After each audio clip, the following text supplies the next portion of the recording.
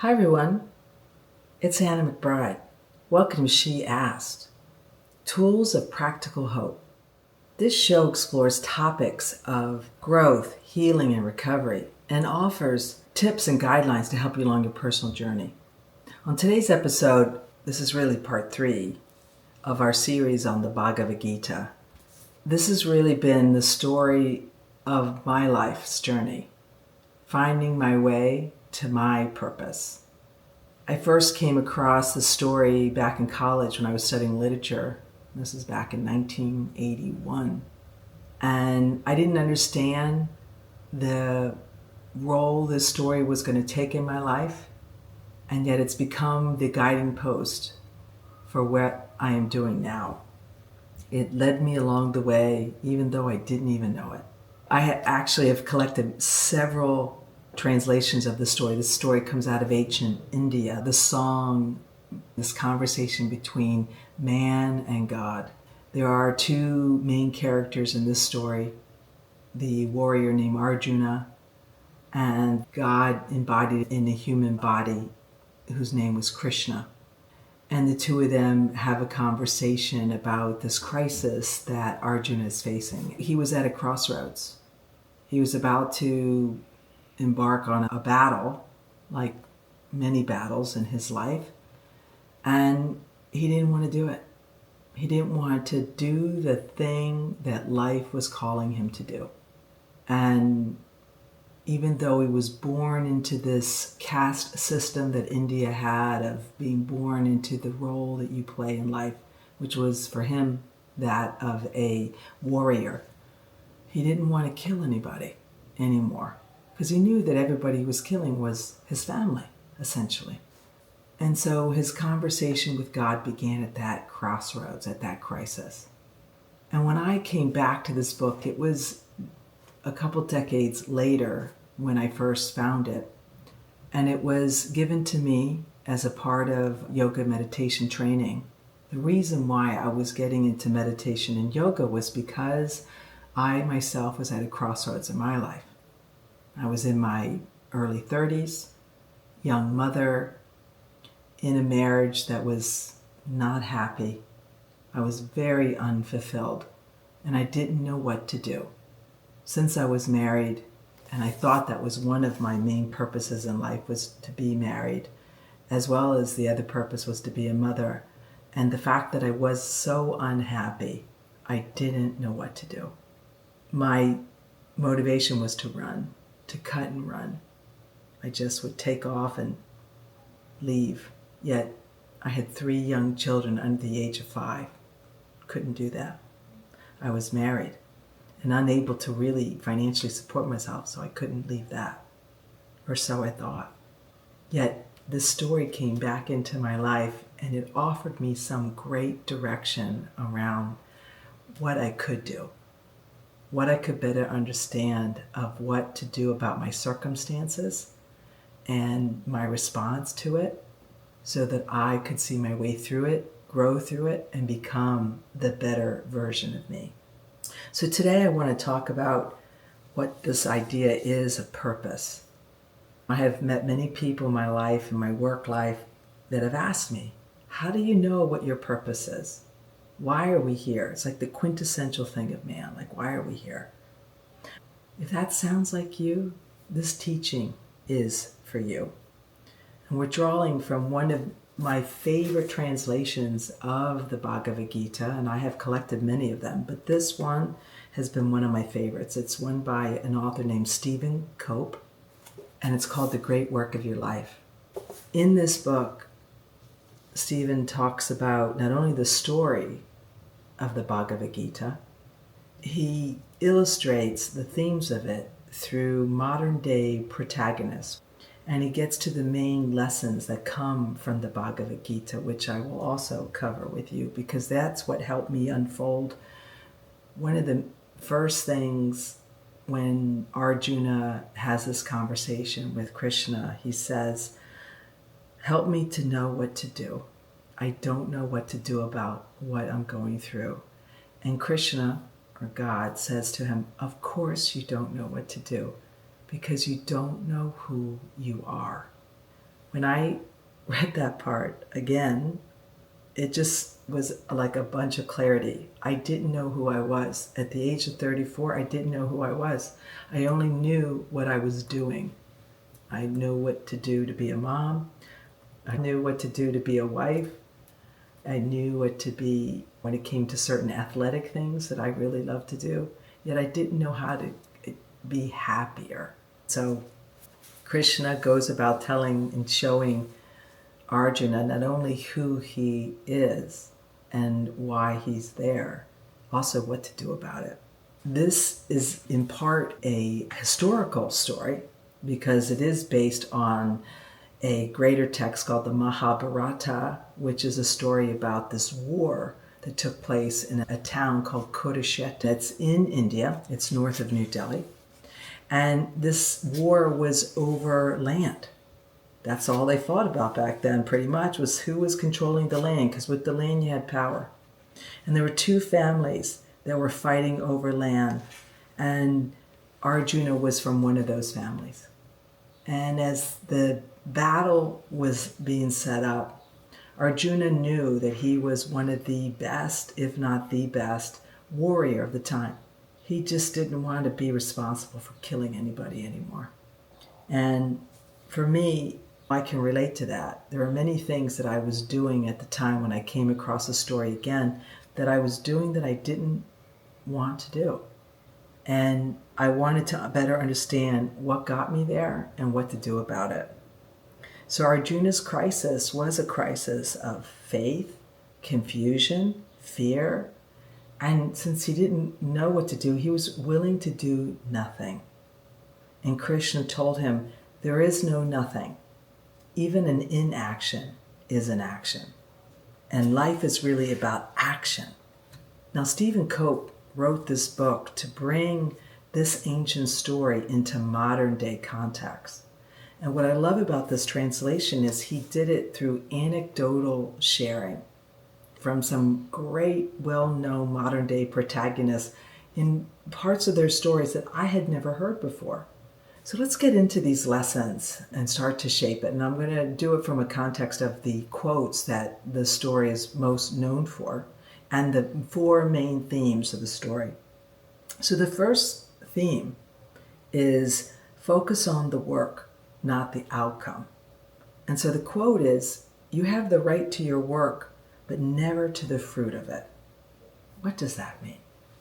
That means that we only have control over what we choose to do, not what happens as a result of it.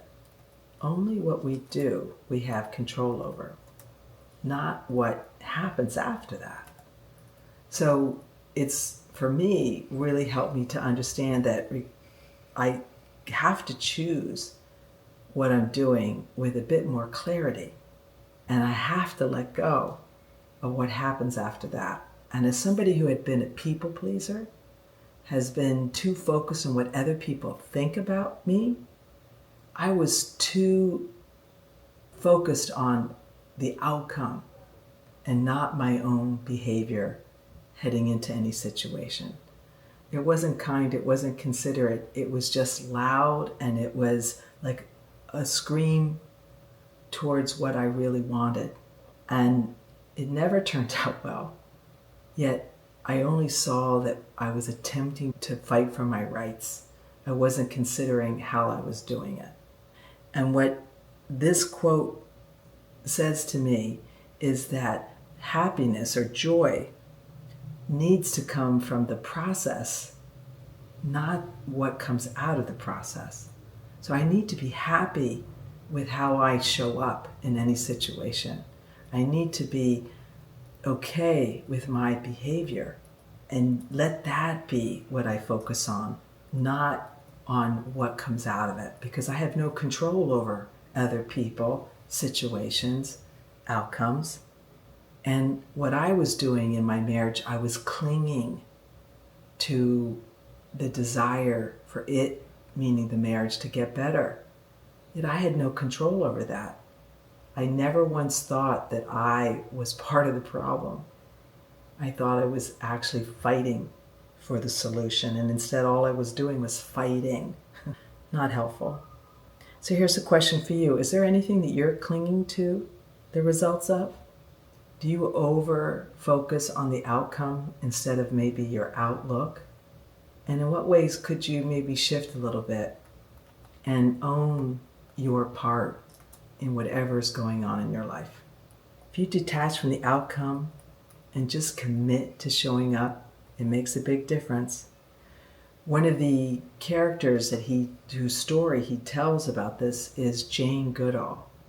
She was one of the first women who was able to travel over to Africa and study apes. She's really brought a lot of great things forward about them and their environment, and she got to study them extensively. Still does. Yet, here's the thing about Jane.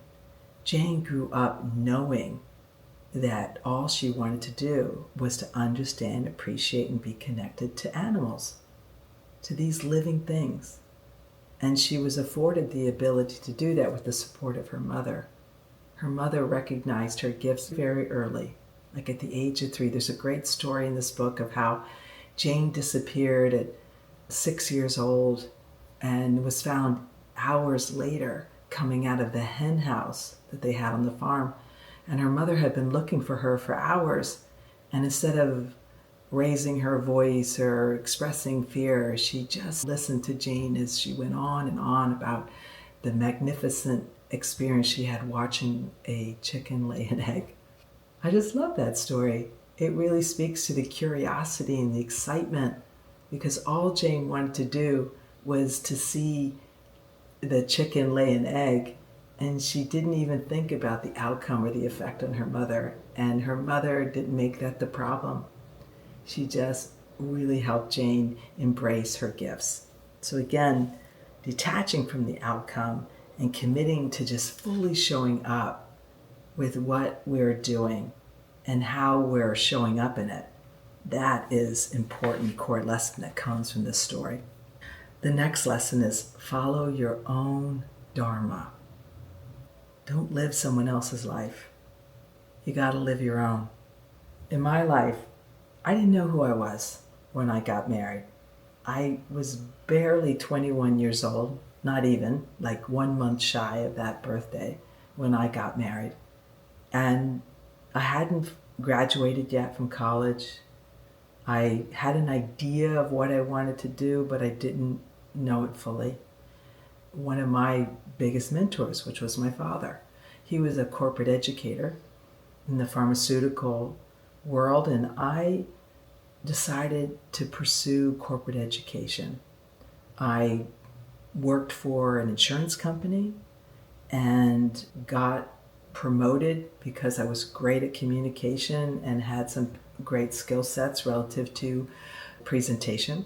And I served in this capacity for a few years, and yet I was never successful at it. I never really thought about, is it what I wanted to do? I basically chose it because it was what my father did, and he was really good at it. And if I think about this quote, it's better to fail at your own dharma than to succeed at the dharma of another. It just reminds me that I can't go chasing what someone else did and thinking that's mine. There's no copying. You need to be the original you. And one of the characters that he illustrates this through, Stephen Cope in his book, is Henry David Thoreau, who's known for actually being a devotee to the Bhagavad Gita. He wanted to be a well-known writer and took off at the very young age of, I think, 26 years old, for New York City to strike it big, because that's where you went when you wanted to be a writer back then. He took off and he tried, and he failed miserably. He barely got published. He barely survived in terms of being able to pay for his life. He eventually had to go back home and reinvent himself. There was a pond near his parents' home. He worked for a bit in the factory for his father, and he just continued to write and write. And he eventually got published towards the end of his life. Some of the great works from his life were all about nature and being in solitude and being true to himself. No real pressure there on the farm for him. And for me, when I evolved in my life, I have attempted over and over again to copy other people, thinking if I could just be like them, I'll be successful. It never worked out for me. The only things, quite frankly, that I've ever succeeded at are the things that I am really good at on my own. This idea of choosing authenticity over imitation. Choose you. When we are brave enough to do that, even if it's messier, we move forward and achieve the ultimate idea of what dharma is. It's our gift. It's our purpose. I've had many people ask me, how do you know what your gifts are? How do you know what your purpose is? And the truth is that there are many purposes we have in life. As we live and grow, we'll come across many of them. For me, it included being a mother, it included being a wife, a sister, a daughter, a therapist, a business owner. So it's been many things. Yet the real dharma, how I could bring that forward to be of service, is when I really attended to what lit me up, what got me excited. How could I be of service doing what I love to do? And the next lesson, lesson 3, is about mental steadiness through practice. The quote is, "The mind is unwavering like the flame of a lamp in a windless place." Hmm. The mind is unwavering like the flame of a lamp in a windless place. That means that we have to sharpen our mind. We have to not be controlled by it. We need to instead be the master of it. So, what we do on a daily basis to do that matters. A daily spiritual practice as a compass for your life. What could that look like? It could look like prayer. It could look like meditation. It could look like journaling or reading spiritual texts. In my life, I started practicing meditation and yoga in my 30s. That was over 30 years ago. But I can tell you that back then, my mind was like a hamster wheel. My mind was constantly being invaded by negative thinking. My mind was at the whim of whatever emotions that I struggled to manage at the time. I just really saw my glasses half empty and that I was a victim of circumstances. So, in the story, the Bhagavad Gita, Krishna teaches Arjuna about the powerful practice of yoga. Yoga is a lifestyle, it is a spiritual practice, it is a physical practice as we know it now in the Western world. But back then, it was a spiritual practice and a way to stay connected to their God. And Krishna taught Arjuna about the important role that yoga plays in quieting the mind. In ancient India, they used to practice yoga, as I understand it, ahead of meditation because back then the only people who were allowed to go to school were young boys. As a mother of one son who's now an adult male, when he was young, and we're talking about boys around the ages of 7, 8, 9, he struggled to be able to sit still or be still. And yoga was a way for the teachers to have the boys get out their physical rambunctiousness in order to sit and be still for meditation. So, yoga prepares the mind for meditation. That was the role of yoga. Yoga is also full of many lessons, and they call it the 8-limb path of yoga on how to live your life according to the way God had wanted them to live. And as I describe this, I don't want you to be put off by necessarily the spiritual part of this, yet see it as an opportunity that if you feel called to yoga, if you are really drawn to want to expand a spiritual program, yoga has a lot of benefits. I taught yoga and meditation myself as a part of a business that I owned so, for about 15 to 20 years. And it really was quite an opportunity to understand the role it was helping me in moving through what was happening in my life.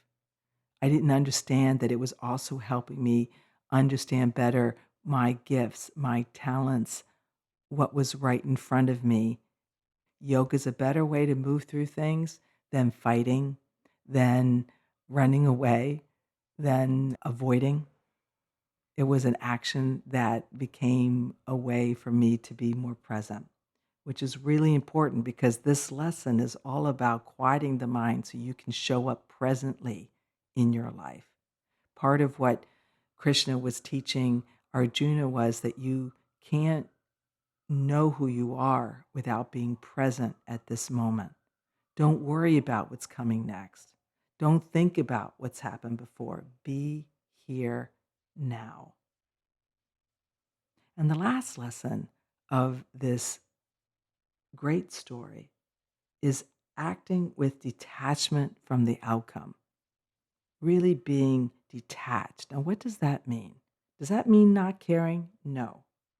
The quote is perform your duty and abandon all attachment to success or failure. So you do it as your duty, is what Krishna was telling Arjuna. Do not think about what you're about to do as I'm going to be successful or I might fail. Just thinking of it as what you are meant to do. So when you do your dharma, you do it full out. And you do it as a devotion to yourself, to your life. This story has taught me to let go of approval, let go of outcome, and to just show up with devotion that I am doing this because it is what I'm meant to do. It's what makes me happy. It's me being of service. I've come to believe and understand that why we are all here is to be of service in whatever way we can to our human race. I was raised by a mother who was really drawn to service. And I used to resent it because I thought, well, she's not taking care of me, but she's taking care of everybody else. And what I didn't appreciate was that my mother was so worldly about service. She wanted to help as many people as possible. So I was raised in a family where purpose, duty, service was sort of at the forefront. However, here I was back in my 30s thinking, I just need to figure out how to fix this marriage, get out of this marriage, get on with my life, and be happy. And here I am 3 decades later. I am divorced, yet I continue to be a mother. I love being a mother. And I also have found my way to take my mess and turn it into a message where I can help other people find their way, find their purpose, and find ways of being of service to help other people find their way. So here are some things I want you to think about when you think about the story, the Bhagavad Gita, is, what's one thing that you do that makes you feel most alive? What lights you up? If you want to know what your purpose is, just think about what lights you up. What do you enjoy doing? And then I want you to also think about where you might be living someone else's script or according to someone else's script. In my case, I was attempting to become the corporate educator that my father was. I knew I was meant to be a teacher. I know now that I was never meant to be a corporate educator. This is the forum for me to educate, one-on-one, one-to-many, yet through this very personal approach to teaching. Then I want you to ask yourself, what am I afraid to start because I have a fear of failing? Do you focus a lot on only doing what you think you'll be successful at? if failure was not even a part of the equation, what would you be doing now? When I remove the fear of failure, it gives me a lot of freedom for my creative expression and the ways I can be of service. And I want to encourage you to write down your current sense of dharma and choose one action that you're going to take this week that's going to help you become more purposeful, more alive, more driven towards service. Remember, your dharma is not something that you chase, it's something that you remember. As you get to know yourself on a deeper level, you will come to know your dharma in a more personal way.